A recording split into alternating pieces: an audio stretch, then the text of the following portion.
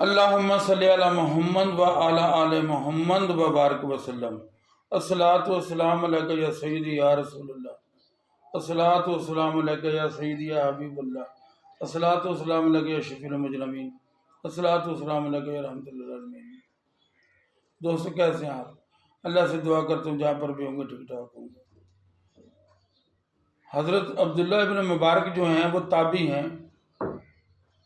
آپ کی زندگی کا ایک بڑا خوبصورت واقعہ ہے، وہ دوستوں کی نظر کرتا ہوں کہ حضرت عبداللہ ابن مبارک فرماتے ہیں کہ میں حج بیت اللہ کے لیے گیا ہوا تھا،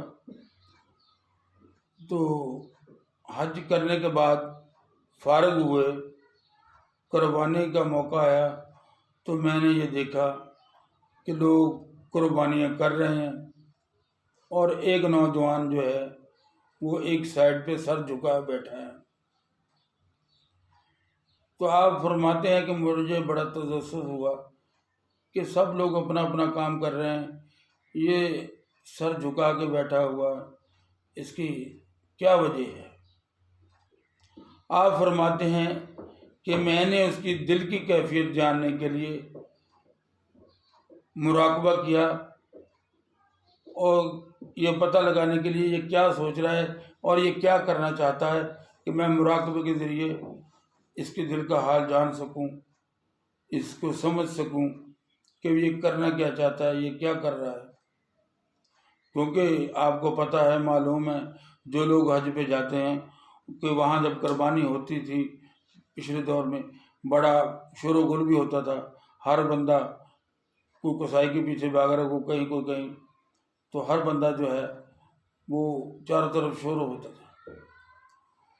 اور آپ فرماتے ہیں کہ جیسے ہی میں نے مراقبہ کیا، اس نوجوان کے دل کی کیفیت جاننے کی کوشش کی، تو وہ فرماتے ہیں کہ وہ یہ دل میں جو دعا مانگ رہا تھا، اے اللہ، یہ ساری دنیا آج تیرے نام پہ، جتنے بھی حاجی آئے ہوئے ہیں تیرے نام پہ جانور ذبح کر رہے ہیں، تو ان کو قبول بھی فرماتا ہے، لیکن میرے پاس کوئی جانور نہیں ہے تیرے نام پہ دینے کے لیے۔ تیرے نام پہ دینے کے لیے میرے پاس ایک جان ہے، تو اس کو اپنی بارگاہ میں قبول کر لے۔ یعنی کہ وہ نوجوان یہ کہہ رہا تھا اللہ تبارک تعالیٰ سے، اے اللہ تو میری قربانی قبول کر لے۔ حضرت عبداللہ بن مبارک فرماتے ہیں کہ یہ بات کہہ کر اس نے شہادت کی انگلی اپنی گردن پہ پھیری اور روح اللہ کے سپرد کر دی، اس کی روح پرواز کر گئی۔ آپ فرماتے ہیں کہ میں نے دنیا میں اس سے عجیب تر کوئی انسان نہیں دیکھا کہ جس نے قربانی کے دن اللہ تبارک تعالیٰ کے سامنے اپنے آپ کو پیش کر دیا ہو۔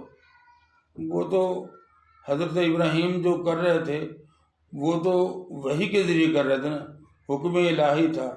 اس نوجوان کو تو کوئی وحی نہیں تھی، کوئی حکم الہی نہیں تھا، اس نے جو طریقہ اختیار کیا وہ فقط اللہ کی محبت میں۔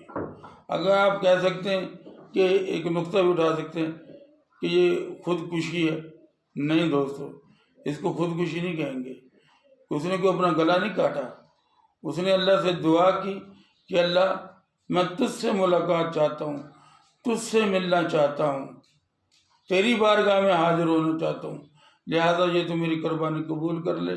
اور اس نے 7 انگلی اپنی گردن پہ پھیری، اللہ تبارک تعالیٰ نے اس کی روح جو ہے وہ فرشتے نے قبض کر لی۔ بات یہ ہے عشق کی بات، محبت کی بات۔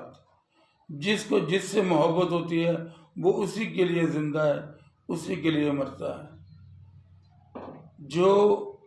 جس کو یہ پتہ ہے نا، جو یہ جانتا ہے کہ 80 سال زندگی گزارنے کے بعد بھی مجھے مرنا ہے۔ حضرت آدم علیہ السلام کے متعلق آتا ہے کہ ان کی 1000 سال عمر تھی، لیکن اس دنیا کو چھوڑ کر ان کو بھی جانا پڑا ہے۔ جو یہ جانتا ہے کہ میں نے مرنا ہے تو وہ پھر یہ کہتا ہے کہ میں مروں تو اللہ کی محبت میں مروں، میں جیوں تو اللہ کی محبت میں جیوں۔ ایسے انسان دنیا میں ہیں جو اللہ کے لیے جیتے ہیں، اللہ کے لیے مرتے ہیں۔ اللہ تبارک تعالیٰ سے دعا ہے کہ اللہ تبارک تعالیٰ ایسے لوگوں کی مجھے اور آپ کو صحبت عطا فرمائے، ان کے پاس بیٹھنے کی، ان سے فیض حاصل کرنے کی توفیق عطا فرمائے، کیونکہ جسے دیکھو وہی فقیری چولا اوڑھ کر گھوم رہا ہے۔ اللہ تبارک تعالیٰ ہمیں ان لوگوں سے ملوا دے جو اللہ تبارک تعالیٰ کے انعام یافتہ ہیں، جو خالصتاً توحید پہ چلنے والے ہیں اور رسول اللہ کی پیروی کرنے والے ہیں، اور اپنے آپ کو جنہوں نے اللہ کی بارگاہ میں بیچ دیا ہے، دنیا نہیں خریدی، دنیا بیچ دی، اللہ کو پا لیا۔ السلام علیکم۔